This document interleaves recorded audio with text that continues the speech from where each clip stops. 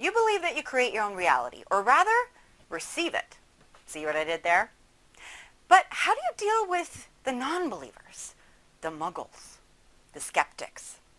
And more importantly, how can you apply that knowledge to any argument? Hey, happy shiny puppies! This is Melody Fletcher with Deliberate Receiving, where the law of attraction finally makes some freaking sense. Today's burning question comes from Awesome Dude, who wants to know, how can you overcome the skeptics that always try and debunk anything unconventional?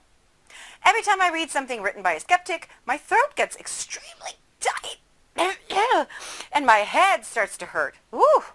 It's gotten so bad that the tight throat is chronic and I'm always thinking about skeptics. It's like they're stuck in my mind. I need help to become stronger and to stop thinking about skeptics all the time. So, Awesome Dude, what you're saying is you think about skeptics all the time, and so you manifest a bunch of evidence of people who are skeptics, and you look at that evidence and think about it some more, and then you get more of that, and then you think about it some more, and then you get more evidence, and you think about it some more, and that's how you build lots and lots of negative momentum, and that's why your throat is constricting and your head is hurting. But let's take a look at what a skeptic actually is. I mean, a skeptic is really just any person that doesn't agree with what you believe is true.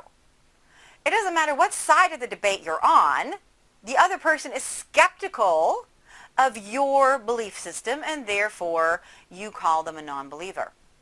Now, you can stand on any side of the debate and call the other side a skeptic. And this is really important to make this distinction, that there are not people who are right, and then there are the people who are the skeptics. Now, everybody wants to believe that, but that's not how it is. The truth is that everybody's right. Everybody has a right to their point of view. And I understand that this might really piss some people off, because there's a lot of people out there that rely on facts and hard science. But I promise you that any point of view, even scientific point of view, you can find studies that completely defy that point of view and prove that the other point of view is true. Now, let's take something like alternative medicine, for example. There are some people who swear by it, who use nothing else. They would never use allopathic medicine. And then there are those people who think it's total crap. It doesn't do anything. It's just wishful thinking, and it could even be dangerous. You'll find lots and lots of people on either side of the debate all across the spectrum. So some people are vehemently for it or vehemently against it, and some people are just kind of for it or kind of against it. And a lot of people don't really care. Now, did you know that alternative medicine doesn't work for everybody? Did you also know that allopathic traditional medicine doesn't work for everybody?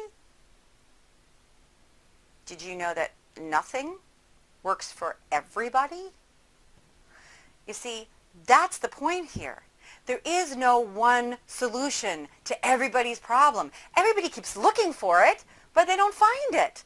We keep searching for the magic pill. We keep searching for the one answer. We keep searching for the one religion, the one God, the one diet, the one job, the one everything. It doesn't work that way. We're not here to all be the same. We're not here to all agree with each other and have the exact same opinion. I mean, how frickin' boring would that be? Seriously.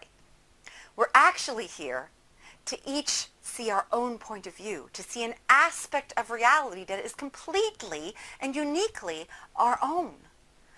And by the very design of that structure, we're not going to agree with each other. Now, if there are three people who are each looking at an apple, but they only get a tiny, tiny bit of information about that apple. For example, I might see that I see a red object. I'm not sure of the shape of it. I don't know how big it is, but I can see that there's some red there. And somebody else might see it in shadow and say, oh, I see something round. And somebody else might get a taste of it and say, ooh, I taste something sweet. Now, each one of us would be right. We have each seen an aspect of the apple.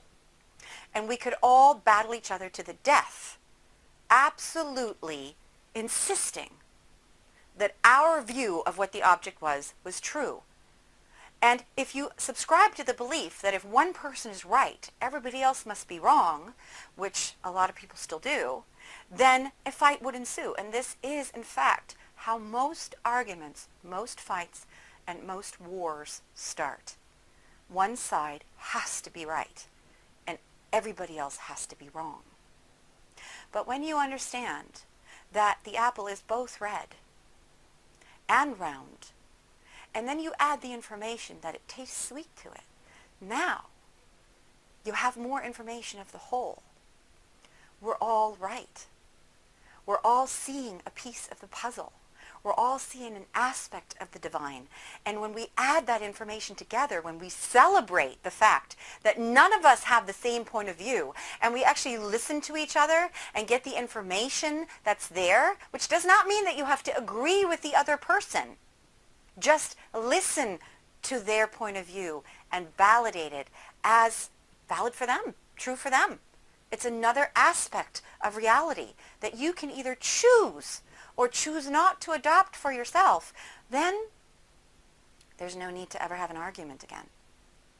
You don't need to argue with somebody who's simply telling you what the other side of the house looks like, the side that you haven't yet seen.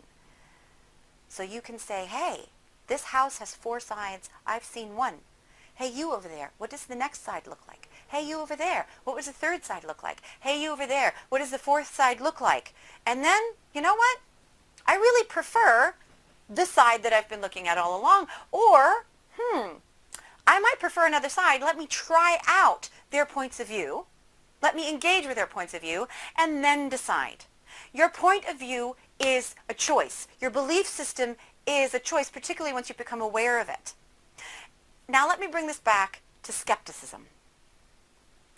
If you truly believe that you create your own reality, then you know that skeptics showing up in your reality, in your personal little slice of reality, your aspect of it, they're only showing up to get a certain reaction from you. And the reaction that they're getting from you is that you're not entirely sure of yourself. You want to believe that you create your own reality, but you're not entirely sure that you do. And so the universe has brought you, you have manifested a challenge to your belief system. When you understand that it's not really a challenge, that everybody gets to believe what they believe, and you don't have to get anybody to agree with you. You don't have to agree with them. You don't have to convince them of anything. Then you can let them go. You can bless everybody for their opinion. And you can understand that it is your choice what you bring into your reality and what you don't want to bring into your reality. Remembering that whatever you focus on is what you bring in. So awesome, dude. You've been bringing skeptics into your reality by focusing on skeptics. Focus on something else instead. Focus on your power. Focus on your ability to choose your point of view. Focus on the fact that it's so awesome that we each have a different point of view. So what if somebody doesn't believe what you believe? So what if they even think that you're an idiot? Who cares? Their opinion is just their opinion, and they're entitled to it. But you don't have to choose to adopt their point of view. Not of you, not of the world. So keep believing what makes you feel good, and let them believe what makes them feel good, or what happens to be serving them in this moment. Because how do you know that by you allowing them to have their point of view, it doesn't make them think and wonder how you can be so balanced, so zen? How being challenged so openly isn't causing you to lose your vibrational stability or get into a bad mood or fight back. How do you know that that's not the catalyst they've been waiting for to break out of a point of view that isn't serving them and into one that is? You may never know that, and you may never know what point of view they've chosen that makes them feel better, but how do you know you holding unapologetically to your point of view while allowing them to have theirs isn't exactly the healing that they needed and the healing that you needed? Want to know more about how to receive your own reality? Of course you do. Head on over to Deliberate Receiving, where you can pick up a free copy of my ebook, which totally explains the law of attraction. unless you're skeptical, then, whatever.